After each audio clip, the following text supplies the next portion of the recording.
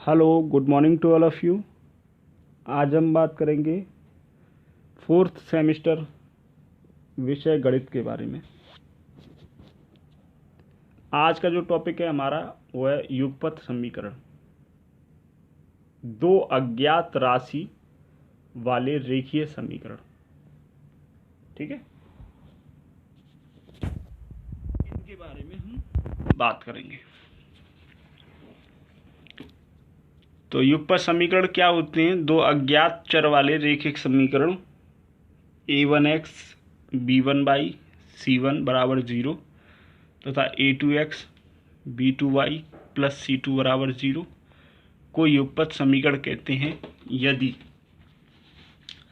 a1 upon a2 बराबर नहीं होना चाहिए b1 अपॉन b2 के, यानी इनका अनुपात आपस में समान नहीं होना चाहिए ना। यदि इनका अनुपात आपस में समान हुआ तो इन समीकरणों के कोई हल नहीं आएंगे, है ना, आंसर नहीं निकल के आएंगे, कैंसिल हो जाएगी वैल्यू, तो फिर वो आपका आंसर नहीं आएगा, तो फिर इसका कोई फायदा भी नहीं होगा। अब बात आती है युगपत समीकरण का हल। तो युगपत समीकरण के हल की तीन प्रमुख विधियां हैं ना, अलग अलग किताबों में अलग अलग तरीके से लिखा हुआ। यहाँ मैं आपको तीन इसकी प्रमुख विधियां बता रहा हूँ जिनकी सहायता से आप युगपत समीकरण को हल कर सकते हैं। पहला है प्रतिस्थापन विधि, ठीक है। दूसरा है विलोपन विधि और तीसरी है ग्राफीय विधि। इन तीन विधियों की सहायता से आप युगपत समीकरण का हल कर सकते हैं। सबसे पहले हम बात करते हैं प्रतिस्थापन विधि के बारे में। इस विधि के अंतर्गत हम एक समीकरण से एक अज्ञात चर का मान दूसरे अज्ञात चर के पद में व्यक्त करके उसे दूसरे समीकरण में प्रतिस्थापित करते हैं, जिससे दूसरे चर का मान ज्ञात किया जा सकता है। इस विधि को हम क्या बोलेंगे? प्रतिस्थापन विधि कहेंगे। आपको एग्जाम्पल की सहायता से ये विधि आसानी से समझ आएगी। तो युगपत समीकरण का हल प्रतिस्थापन विधि से कैसे किया जाता है, एक उदाहरण की सहायता से समझते हैं। एग्जाम्पल है हमारा x plus 2y is equal to 7 और दूसरा समीकरण लिखा हुआ है 2x प्लस वाई बराबर 7। ये दो समीकरण हमें दिए गए, तो हमें क्या करना है, कोई एक इक्वेशन ले लेनी है इसमें से। पहले तो हमने पहली इक्वेशन ली, इसको हमने लिखा है x is equal to 7 minus 2y। इससे हम क्या करेंगे, x का वैल्यू हम पता कर लिया है कि x प्लस 2y था, तो 2y को ट्रांसफर किया तो x is equal to 7 minus 2y हो गया। अब ये वैल्यू आपको क्या करनी है, फर्स्ट इक्वेशन से निकाली है आपने और आप इसको पुट करेंगे सेकंड में, ठीक है। तो समीकरण 1 से प्राप्त x का मान समीकरण 2 में प्रतिस्थापित करने पर, 1 को सॉल्व किया है तो 2 में लिखेंगे और 2 को सॉल्व किया है पहले तो 1 में लिखेंगे। तो आपने ये वैल्यू यहाँ पे सेकंड इक्वेशन में पुट कर दी। सेकंड इक्वेशन क्या है आपकी? सेकंड इक्वेशन है 2x plus y is equal to 5। तो 2 की जगह देखो 2 लिखा हुआ है और x की जगह आपने लिख दिया 7 माइनस 2y, जो वैल्यू आपने पता की, और plus y is equal to 5। अब इसको आपको सॉल्व करना है, तो 2 का मल्टीप्लाई आपने अंदर कर दिया है, 2 7 जा 14 माइनस 2 2 जा 4y और प्लस वाई लिखा हुआ है। 4y और y इनका डिफरेंस पता किया आपने, तो माइनस की 3y आ गया इजिकल टू 5।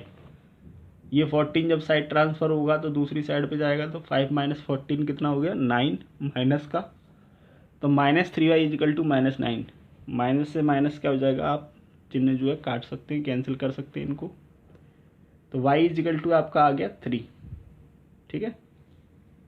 अब ये मान y का निकल के आया है, इस मान को किसी भी समीकरण में आप पुट करेंगे, चाहे समीकरण 1 या समीकरण 2, तो आपको x की वैल्यू पता चल जाएगी, जो कि आ रही है 1,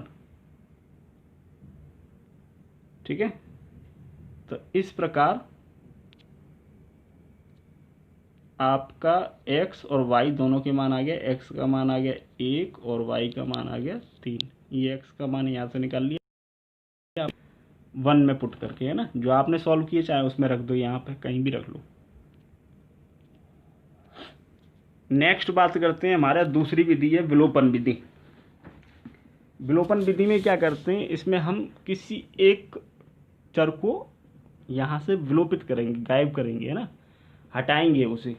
अभी क्या था कि एक समीकरण से आपने पद निकाल के उसको दूसरे में रखा था, तो इसका प्रतिस्थापन हो गया है ना, एक जगह से दूसरी जगह ट्रांसफर कर देना। अब क्या है, आप प्रतिस्थापन नहीं करेंगे, आप उसको गायब ही कर देंगे। तो ये विधि का नाम पड़ा विलोपन विधि। कैसे करेंगे इसको, एक एग्जाम्पल की सहायता से समझते हैं। तो युगपत समीकरण का एक उदाहरण है, उसकी सहायता से इसको हल करते हैं। तो पहला एग्जाम्पल हमने ये लिया, x plus y is equal to 7 और 2x minus Y is equal to 8। एक पद हम इसमें से देखिएगा x या y का कोई गायब करने का प्रयास करते। तो यहाँ पे चूंकि y के गुणांक समान है, अगर किसी गुणांक समान नहीं होते तो फिर हम किसी मल्टीप्लाई नंबर से करते और उसके गुणांकों को समान करने का प्रयास करते। लेकिन चूंकि इस प्रश्न में ये एग्जाम्पल आपको सिंपल दिया है, इस प्रश्न में पहले से y के गुणांक समान है, y का गुणांक यहाँ पर 1 है दोनों में, तो ये गुणांक समान है, तो इस y से y क्या हो गए, आपस में कैंसिल हो गए और चिन्ह भी अलग अलग थे, है ना। तो ऐड करो, मान लो प्लस का y और माइनस का y, तो 0 हो गया। तो ये विलोपन हो गया इसका, y क्या हो गया यहाँ से अदृश्य हो गया, विलोपित हो गया। बचा क्या आपका 2x प्लस एक्स, तो ये हो गया 3x, 7 प्लस 8 ये हो गया 15। तो x की वैल्यू जब आपको फाइंड आउट करनी है तो ये 3 इधर मल्टीप्लाई में साइड ट्रांसफर से इधर डिवाइड में आएगा, तो x का वैल्यू आ गई आपकी 5। ठीक है, अब आपको क्या करना है, ये वैल्यू x की जो 5 है वो आप किसी भी इक्वेशन में, समीकरण 1 या 2 किसी में भी इसको पुट करेंगे तो उससे आपको y का मान भी प्राप्त हो जाएगा। तो आपका y का मान सॉल्यूशन से क्या आ गया, ये देखिए 2। तो x की वैल्यू 5 और y की वैल्यू 2, ये आपका समीकरण का युगपत समीकरण का हल हो गया। ठीक है, तो इस प्रकार से हम विलोपन विधि की सहायता से समीकरणों को हल कर सकते हैं, युगपत समीकरणों को जिनके चर हमें कैसे ज्ञात नहीं है। अब बात आती है तीसरी विधि की। तो युगपत समीकरण का हल ग्राफीय विधि से, ये भी एक महत्वपूर्ण विधि है, विभिन्न शैक्षिक स्तरों पर इसका भी प्रयोग किया जाता है ना। इस विधि के बारे में अगर हम जानकारी करें तो इसको हमें ग्राफ से हल करना पड़ता है। कैसे हल करेंगे उसके बारे में हम चर्चा करते हैं। तो हमने पहले दो आपके रैखिक समीकरण लिए अज्ञात चरों वाले। तो पहला समीकरण है हमारा 2x plus y is equal to 5 और दूसरा समीकरण है हमारा 3x minus Y is equal to 10। ये दो हमने ले लिए। अब क्या करना है, आपको दोनों समीकरणों के लिए टेबल बनानी है मानों की। इनकी कैसे बनानी है, इसमें आपको एक बात ध्यान रखनी होगी, ये टेबल जो बनाएंगे इसमें x के मान आप स्वतः मानते हैं, अपनी तरफ से लिखते हैं, और y के जो मान होते हैं वो x के जो समीकरण लिखा है आपका, उस x के मान उस समीकरण में रखने पर पता चलते हैं। कैसे, ये हम एग्जाम्पल से समझते हैं। मैं आपको एक एग्जाम्पल, पहला दो समीकरण है ना, तो दो टेबल बनानी पड़ेंगी, तो मैं एक टेबल आपको समझाता हूँ, दूसरी आप उसी प्रकार से समझ जाएंगे। जैसे ये पहले समीकरण के लिए टेबल है ना, तो आपका समीकरण लिखा हुआ है 2x plus y is equal to 5। तो एक आपने टेबल बनाई ऐसे करके x और y लाइन लिखेंगे और उसके सामने इन्होंने यहाँ पे 4 4 8 1 9 मान लिए है ना। आप चाहें तो 6 5 7 कम लेकर भी आप बना सकते हैं, ज़्यादा ज़रूरी नहीं है कि 9 10 15 मान लिखो, उसकी कोई आवश्यकता नहीं है।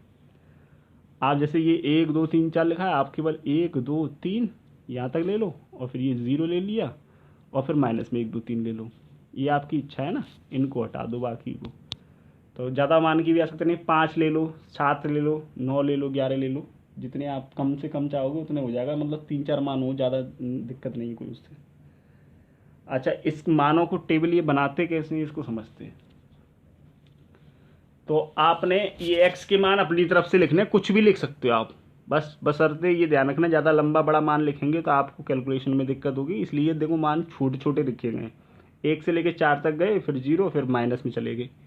इससे क्या होगा कि मान बड़े नहीं आएंगे, हमारे y के कैलकुलेशन में भी हमें दिक्कत नहीं आएगी। अब यही मान आप समीकरण जो आपका है इसका उसी में रखते चलो। जैसे x का मान 1 लिखो, तो x का मान यहाँ पे 1 लिखेंगे तो 2 का गुणा 1 से करेंगे तो 2, और ये इधर ट्रांसफ़र हो जाएगा, तो 5 में से 2 गए तो 3, तो y का मान कितना आ गया 3। ठीक है, फिर से ट्राई करते हैं। x का मान लिखा 2, तो 2 जैसे यहाँ लिखो तो 2 दूनी 4, तो आपका समीकरण है ना 2x + y = 5। तो जैसे आपने लिखा 2x तो 2 दूनी ऐसे करके लिखेंगे आप + y = 5, तो ये हो गया 4, और उधर साइड पे ये ट्रांसफ़र होके माइनस होगा, तो 5 में से 4 गए 1 बच गया, तो y का मान कितना आ गया आपका 1। तो ये आ गया कि नहीं। ऐसे ही आप 3 रख के देखेंगे तो 3 दूनी 6, इधर ट्रांसफ़र होगा तो -6 हो जाएगा, तो 5 में से माइनस के 6 जाएंगे तो माइनस का 1 बचेगा। इस तरीके से ये पूरी टेबल आपने सॉल्व की है। ऐसे ही सेम अब ये इक्वेशन है, इसमें आप x के यही मान रखते जाएंगे तो इससे ये वाला निकल आएंगी वैल्यू सारी y की। तो इस प्रकार ये टेबल हमें बनानी पड़ती है अगर हमें ग्राफीय निरूपण की सहायता से समीकरणों का हल करना है। ठीक है, युगपत समीकरणों का हल अगर ग्राफ की सहायता से करना है तो ये टेबल हमें बनानी पड़ेगी। अच्छा, ये टेबल बना लिए, इन टेबलों से भी आंसर समझ आ जाएगा आपको अगर चाहें तो, और अगर यहाँ से समझने में कोई समस्या है तो फिर इनका ग्राफ बनाओ। तो ग्राफ कैसे बनाएंगे, तो अब आते हैं हम ग्राफ की तरफ। तो हमने लिया एक ग्राफ पेपर, ठीक है। फिलहाल स्पेस की वजह से मैंने केवल यहाँ पे पॉजिटिव में, ये देखो इधर साइड ध्यान रखना, ये एक्स एक्सिस है ना, राइट हैंड की तरफ पॉजिटिव, इधर साइड नेगेटिव एक्स। ये जो खड़ी वाली लाइन है ये वाली, ये वाई अक्ष है, तो ऊपर की तरफ प्लस होता है और नीचे की तरफ माइनस होता है, ये ध्यान रखना। अच्छा, अब बात करते हैं, इसमें अधिकतम जो मान है वो 10 तक है, लास्ट है ना, लास्ट वाली यहाँ पे 10 ही बता रहा है। ये आपका ये टेबल में 10 है, और इधर साइड भी आपका ये 10 है और नीचे साइड भी आपका 10 ही है, तो ये सब तरफ 10 ही 10 मान बता रहा है। ऊपर साइड पे भी 10 था, है ना, चारों तरफ ये वैल्यू कितनी है 10 है। तो ये वैल्यू 10 जो है इतनी ही लिमिट है, उसमें मतलब कागज़ छोटा था थोड़ा, इसलिए ये थोड़ा छोटा हो गया ग्राफ। बाकी आप चाहें कागज़ पे बना के देख लेना, जो मैं आपको जिस तरीके से बता रहा हूँ वैसे आप कितना भी लंबा बना सकते हो, उससे कोई दिक्कत नहीं। और जैसे मैंने यहाँ पे 1-1 का गैप रखा है, तो आप चाहें 2-2 का रख सकते हैं ना, 2 4 6 8 10, तो उससे क्या होगा 20 तक क्या जाएंगे इसी ग्राफ में। अच्छा, ये चार्ट बनेगा कैसे आप उसको समझिएगा। तो जो आपके एक्स और वाई के मान आ रहे थे, तो पीछे वाले पेज पर ध्यान रखना है ना कैसे, तो ये वाला जो है, तो जैसे इस पेज पे हमारी एक्स की वैल्यू है 1 और वाई की वैल्यू 3, दोनों प्लस में है ना, ये भी ध्यान रखना है। एक्स की वैल्यू 2 और 1, जो ये पॉइंट आ रहे हैं इनके लिए ये ग्राफ बन रहा है। तो कैसे बना है ये समझो। तो देखो, जैसे एक्स का मान है, इसको पॉइंट को समझिएगा, ये एक्स का मान है यहाँ पे 2, तो एक्स वाली ये वाली लाइन बताई थी मैंने आपको, ये वाई की है। तो एक्स का मान है 2, तो 2 पॉइंट जो लिखा हुआ है इसके ऊपर, ठीक है, और वाई का मान 1 है, तो 1 के सामने, तो यहाँ पे जहाँ पे ये 1 हो रहे हैं वहीं पर मैंने क्या किया था, एक डॉट लगा दिया। तो आपको ये डॉट ये वाला है ना, ऐसे ही ये एक्स का मान 1, वाई का मान 3, ये एक्स का मान 0, वाई का मान 5, एक्स का मान -1, वाई का मान 7। तो ऐसे करके ये मानों से ये टेबल बनाइए। एक्स का मान, ये ऊपरले पॉइंट के लिए जो रेड वाला पॉइंट है सबसे ऊपर, एक्स का मान है -2 और वाई का मान है यहाँ पर आपका 9, ठीक है। तो इनके लिए ये टेबल ऐसे करके आपको पॉइंट लगा लेने, और फिर ये सारे पॉइंट ऐसे नीचे भी बने हुए हैं ना, ये सारे पॉइंट जब आप मिलाएंगे तो ये एक लाइन बन गई। स्ट्रेट भी बन सकती है, हो सकता है ये गुलाई में चली जाए, पेंसिल से बनानी पड़ेगी फिर आपको, और ये स्केल से बन आएगी सीधी। अच्छा, ऐसे ही ये तो थी पहली इक्वेशन, ठीक है। अब आते हम, ये है आपकी दूसरी इक्वेशन। तो ऐसे ही दूसरी इक्वेशन के लिए आपको करना है। तो दूसरी इक्वेशन के लिए आप जब करेंगे तो इससे क्या होगा, देखो ये ब्लू वाली लाइन है, इस तरीके से इसके पॉइंट निकल के आ गई। अब इसमें दोनों में एक खास चीज़ होगी कि ये दोनों लाइनें कहीं ना कहीं एक पॉइंट पे एक दूसरे को काट रही होंगी। तो अगर इस डायग्राम को, अगर आप ग्राफ को देखेंगे तो ग्राफ की मदद से हम समझ पा रहे हैं कि x का मान 3 है और y का मान -1 है, वहाँ पर ये लाइनें दोनों एक दूसरे को काट रही हैं। यहाँ पर जो मैंने अब ये ग्रीन डॉट लगा दी है, ठीक है। x का मान कितना है, देखो ऊपर से 3 और y का इधर से -1, अब यही आपका आंसर है, x का मान 3 और y का मान -1। ये टेबल में भी देख सकते हैं आप, टेबल से समझना सरल पड़ जाएगा। अब देखो दोनों में सेम है कि नहीं, जब दोनों में ये सेम है इसीलिए एक ही बिंदु से होकर दोनों रेखाएं इसी बिंदु से होकर जा रही हैं, बाकी कोई भी पॉइंट इनमें आपस में सेम नहीं मिलेगा जिन स्थितियों में दोनों मान एक जैसे हों। ठीक है, जैसे यहाँ पे 2 1 है, यहाँ पे 2 -4 है, यहाँ 1 3 है, यहाँ 1 -7 है, लेकिन 3 और -1 3 और -1 ये दोनों ही रेखाओं के एक जैसे मान हैं, अर्थात ये दोनों रेखाएं इस बिंदु से होकर क्रॉस कर रही हैं और इनका जो हल होगा वो यही मान होंगे, x का मान 3 और y का मान -1। ये इस समीकरण का हल हो गया। अब बात आती है आपके लिए कुछ प्रश्नों की, तो ये एक्सरसाइज के कुछ प्रश्न हैं, इनको आप देखिएगा। 4 प्रश्न है, चौथे के पार्ट भी लिखे हुए हैं 5 4, इनको हल करके ट्राई करिएगा। आप जिस मेथड को अच्छे से समझ पाएँ, जिससे चाहें आप उससे प्रयास कीजिएगा। हालांकि सभी मेथडों का आपको तरीका आना चाहिए। परीक्षा में अगर किसी प्रश्न के साथ में कोई मेथड का नाम लिख दिया तो फिर वो आपको उसी मेथड से हल करने होंगे। ठीक है, आज के लिए इतना ही। Thanks to all of you, be safe, stay at home.